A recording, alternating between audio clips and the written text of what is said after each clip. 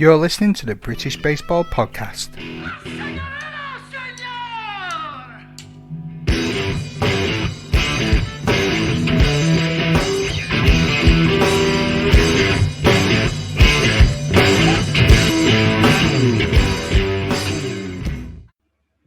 Hello baseball fans, Matthew here and welcome into another edition of the British Baseball Podcast.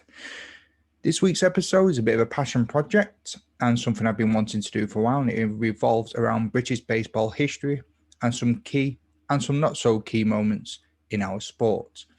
While I'm a rank amateur and outsider in this sporting history game, there are some absolute legends out there. The names of Josh Chetwynd and Harvey Sahker, who've both done superb works and books on the subject, and also Gabriel from Extra Innings, who have inspired me and really driven me to do these sort of pieces.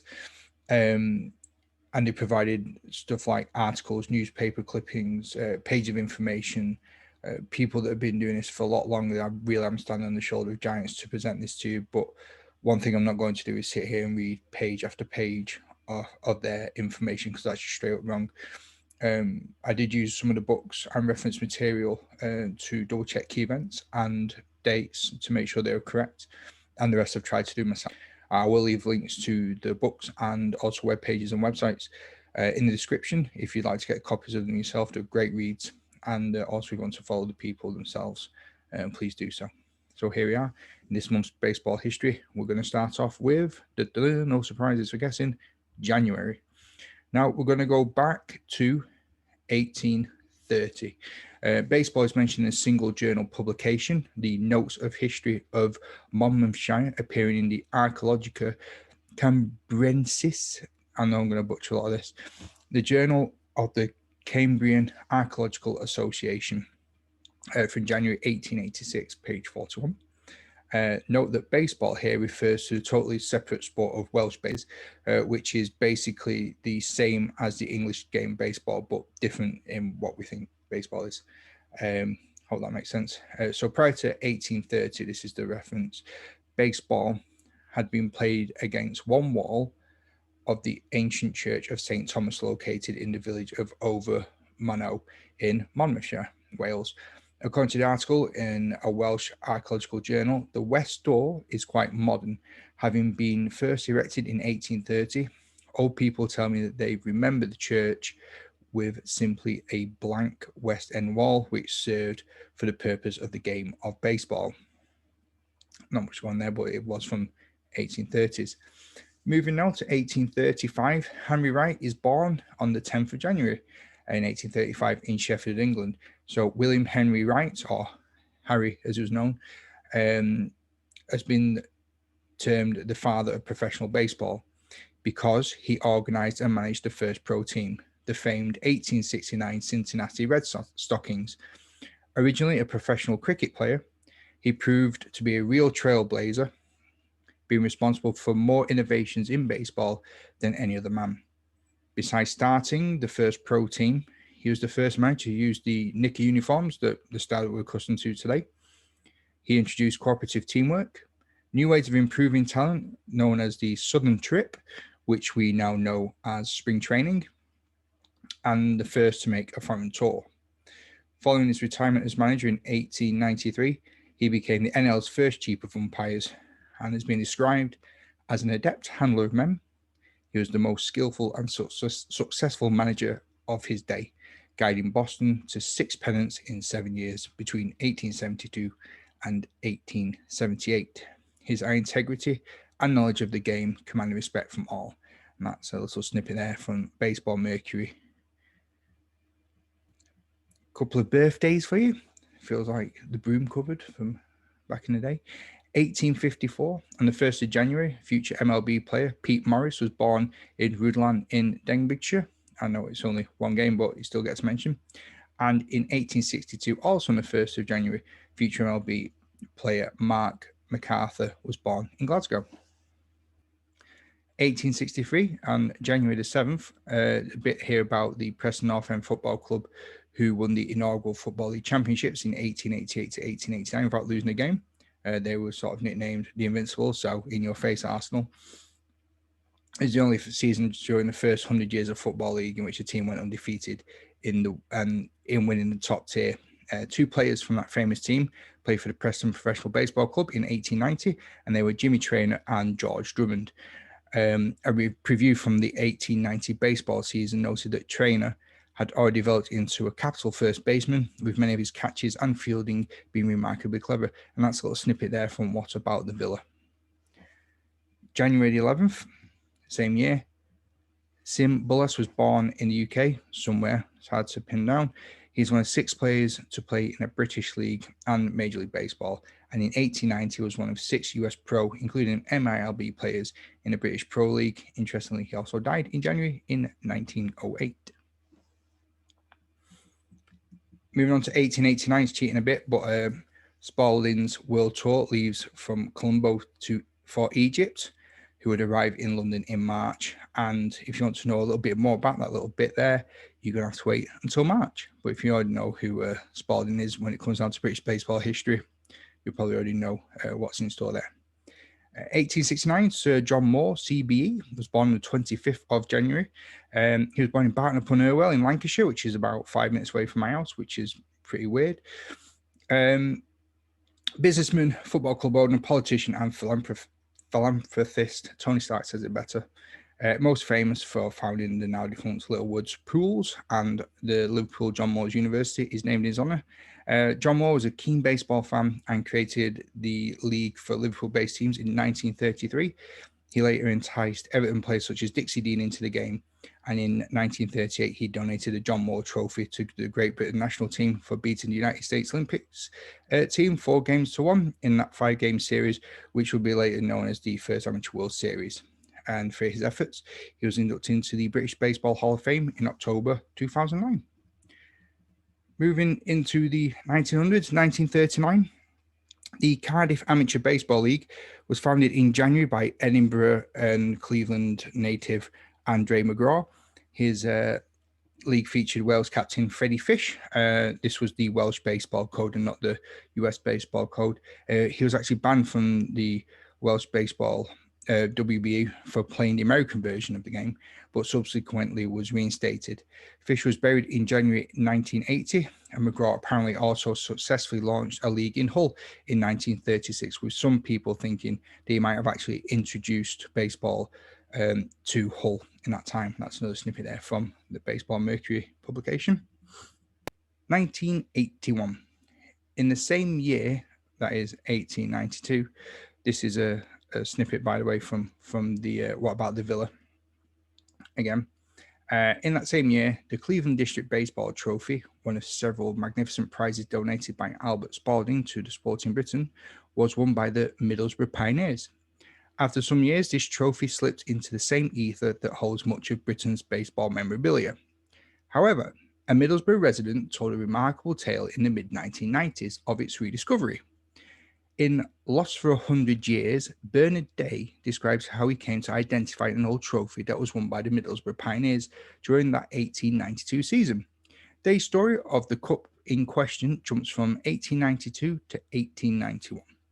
In January of that year, a fire in Stockton-on-Tees razed the Queen's Hotel, and the only items that survived were those stored in a safe. These included the old association football trophy known as the Stockton Cup. It had turned black and was in 2 pieces. Moreover, no one knew anything firm about its original use. After the trophy had been polished and reformed, it was passed under the nose of Day. It was only when he took the trophy home and placed it underneath an old photograph that he owned, for want of a better place to put it, its identity became clear. The photo was of the Middlesbrough Pioneers in 1892, a team for which Day's granddad, William McReady, had competed in. And they lined up the cup in front of them, and it appeared to be identical to the one that was in the grandson's possession. So that's a nice little coincidence there. Skipping forward a few years, going to 2015. Project Cod press release, the British baseball loses its greatest historian and chronicler in the passing of William Morgan. He passed away on the 21st of January 2015 at Ashmead Care Centre in Putney. William was born in October 1923, was for decades British baseball's preeminent historian and journalist, and his seminal research and chronicling efforts form the backbone of much of what we know about the game's history in Britain. The most invaluable of many of his important works was a list of national champions dating back to the game's organised start in 1890. This now serves as the basis for the official record. Another considerable contribution to British baseball came by the way of a newsletter he self-published. He edited 24 issues of Baseball Courier between 1963 and 1967, and then went on to produce 51 issues of a second newsletter, Baseball Mercury, between 1972 and 1989. Not only did he chronicle the contemporary game, but he also made sure that the history of British baseball was a major focus of his work. Without these materials, information on the expansive periods of British baseball history would have simply disappeared. Moreover, by distributing the publications to over 20 countries, William played a major role in maintaining an international profile for British baseball. And at the time, this was probably the only source of information on British baseball for lots of international parties. William first came across the game of baseball in 1838 in Cardiff, where he later recounted a 17 league operated by two Royal Air Force sides, Central YMCA, Mail and Echo, St. David's Lumberjacks, who were a timber importer company, and it was their employees, and the Penzance Social Club. He could not afford to join a club, but played for a couple of innings in a pre-season pickup game for Central YMCA at second base in 1939. Aside from his role as chronicler and historian, William also served as an administrative capacity at national level. He was engaged as both information officer and treasurer from governing bodies of baseball in Britain at different times. In recognition for his contribution to the game, he handed out the MVP trophy at the 1976 British Baseball National Final, a game for which he was listed in the programme as the official baseball historian, and was a guest of honour at the 1986 final. Based on his knowledge and experience, he was chosen to serve as one of the inaugural selectors for the British Baseball Hall of Fame. William had been a permanent resident of Ashmead for just over 12 months, following the amputation of one of his legs at Chelsea and Westminster Hospital in June of 2013. 2016, here's a nice little piece from Gabriel. Durham University's baseball team is refounded for the second time by Great Britain's Will Zucker and, of course, Gabriel himself. The Bishops go on to win the Autumn National University Baseball Championships, breaking a 24-game winning streak and 5 straight tournament wins, including non-championships, by Loughborough University.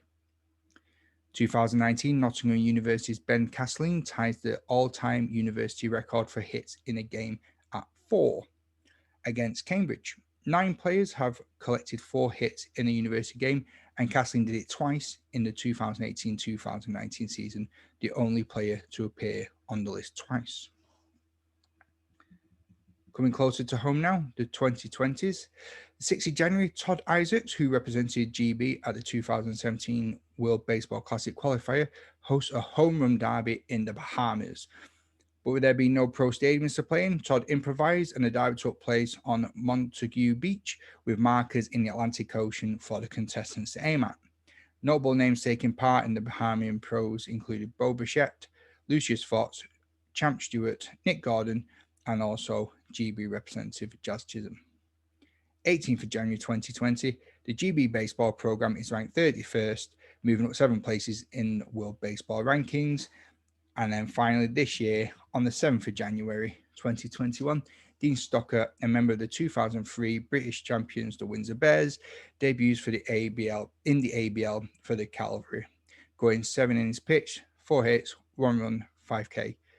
On the 17th, he tossed a free shutout frames with a 3K to his name there. So there we have it. Some more bits of baseball history from January. I promise that these will get more interesting. You can probably tell that not a lot really happened within January within baseball history. There's a lot of birthdays, a lot of passings away, but as these months do roll on, there will be some more interesting bits in there. So if you enjoy hearing about these events or people within these segments, and you'd like to hear more about them, or maybe a feature piece, please get in touch. Let me know what you'd like to hear more about, and I'll see what I can do. And also, if your team has been involved in any key moments, or if there's been any personal goals within the running of the team, let me know that too. Let me add it to the list. Let them be a part of these segments. People throwing no hitters, home runs, grand slams, you name it. Let's have it in here in the mix with everything. And just before I go, I'd like to mention that I've set up a little fundraiser type page for the podcast on buymeacoffee.com/Brit Baseball Pod. And for the price of a small brew, you can help support the show a little. Without making this a sub story, I do have limited disposable income at my disposal, and I put a lot of it into the run of the show. I'd much rather you donate money to charities or to a team's fundraising page to help them help out the British baseball community more. But if you see you've got a little bit left over at the end of the month and you want to reinvest it, I'd really appreciate it. This goes into paying for Zoom packages that I use for interviews, the equipment I use for recording the episodes, live games, and also for future projects and things I've got lined up in the future. If not, that's okay. Just keep supporting the show with your ears and spreading the word about British baseball and doing what you can do to support your own team. And that's it for me. I look forward to seeing you all soon. And for now, take care. Ta-ra.